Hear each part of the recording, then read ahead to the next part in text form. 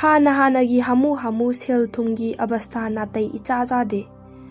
खरा फरकबरा खली फरकप कौबा लेते अदुबु महौसादगी फ्रुइट खाउदा पैसा याउद्रबदी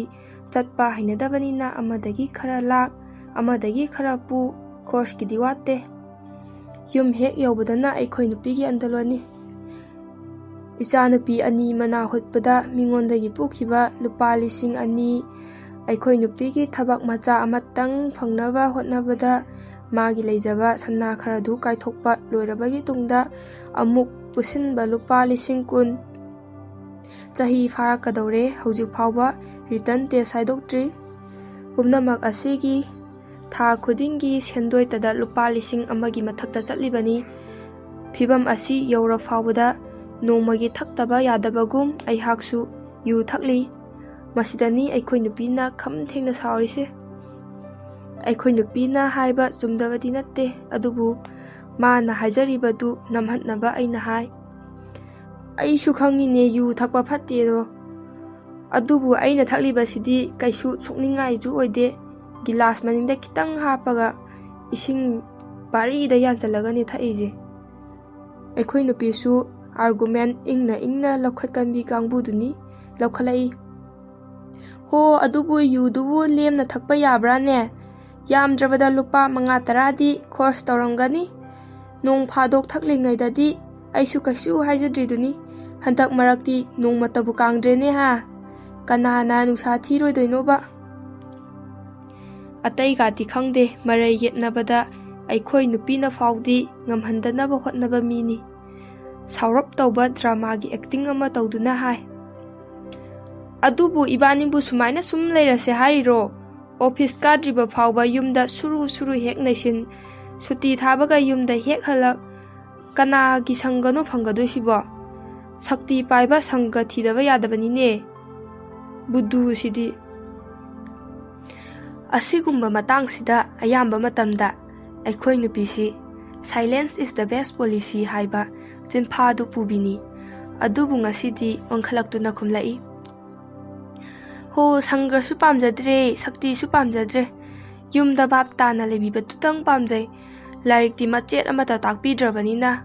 ताइ पुनहलगा स्कूल सुम काहंदुना अंगांगदा लारिक मतोमता फजरउ हाइबदी यारोय ngसाइसु बेमबेमदु साइंस की परा फादे हाइदुना मिसना लेफली हाइबनी होमवर्क पिरकपा तौब्रा तौदब्रा हाइबसु नोंमता येक्सिबिदे नचानुपी ngaktaga ओइरे यु थक्पगी मचा हाइरबदी हयंगवाय मयुम पानबा खंगलानी अखोई नुपीना हाइबा चुम्मी अइसी हाकमल्लबनी हक्चांग मांगहनबा तत्नतना पुमनमक मांगहनबा सिल्लबनी इंद्रिगी इखौलांगबा कोकनबा होतनबदा अइगी इमुंग मनुंग तपना लेखा तारकपा करिसु खंगसिनदना लेरी ऑफिस सुटी हेक थाबगा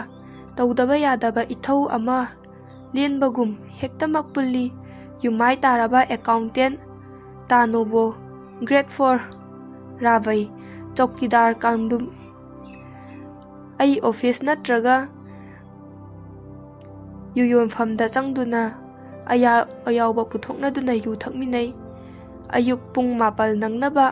ऑफिस होबे काबदुना युमदा हंजिनबदना नुमिदांगी पुंग 9-10दी नुमित खुदिंगी दुम ताइ सुटी नुमितदी अयुक फावबा थकलकले नुपीदा हाइबा साबगी हाइबदुनी